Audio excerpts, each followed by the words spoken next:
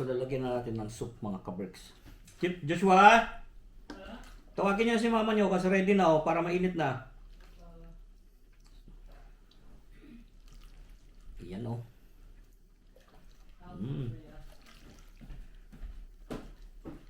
Ayan. Sabaw na lang, sabaw. Ulam na, sabaw.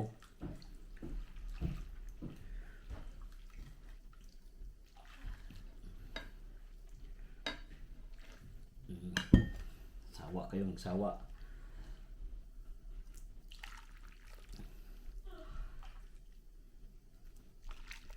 Wow. Sabaw. Yung aking mga kabricks, ganyan kadami oh. Yan yung akin oh. Wow. Sabaw. Lagay natin na ng chicken. Ang dami ko nilagay. Ayan. Ubos yan. So yun lang mga kabricks na yung sinasabi sa inyo. Keep us all safe. God bless us all. Magandang buhay.